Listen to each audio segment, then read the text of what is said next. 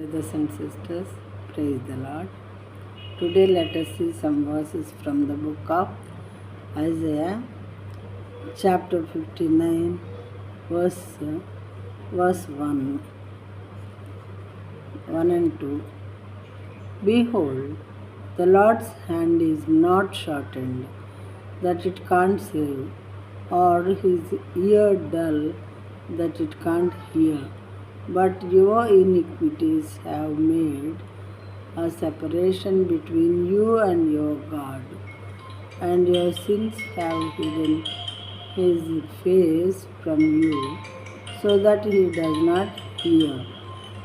రక్షింపనేరకు ఉండినట్లు యెహోవా హస్తము కురుచ కాలేదు, విననేరక ఉండినట్లు ఆయన చెవులు మందము కాలేదు.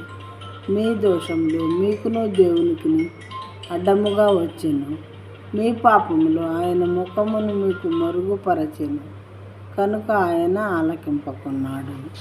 ఇవి మనకి తెలిసినటువంటి వాక్యమే, చాలాసార్లు మనం విని ఉండొచ్చు.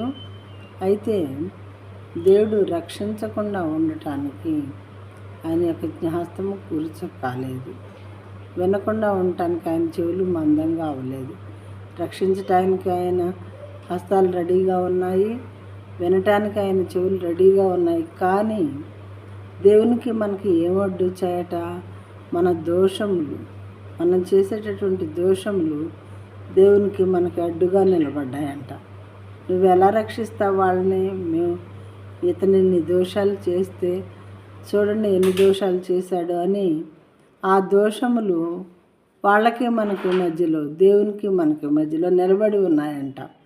అలా నిలబడినప్పుడు దేవుడు మనం చేసినటువంటి దోషములను చూస్తూ అవి క్షమించబడకుండా మనల్ని ఎలా రక్షిస్తారు? రక్షించడానికి వీలు కాదు. అయితే రక్షించాలి అంటే రక్షించవచ్చు, కానీ మనం వాటిని కడుక్కోవాలి, వాటిని తొలగించుకోవాలి మన దగ్గర నుంచి.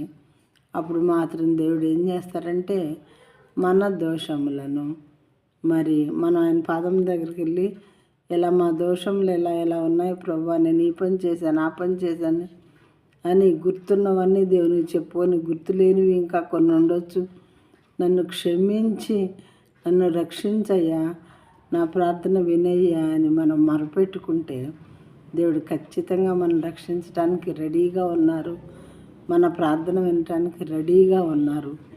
కాబట్టి మనం చేయవలసింది ఏంటంటే మనం చేసినటువంటి దోషాలని దేవుని పాదం దగ్గరికి వెళ్ళి మొరపెట్టుకొని, పలానా తప్పులు చేసినని క్షమించమని అడగాలి దేవుని.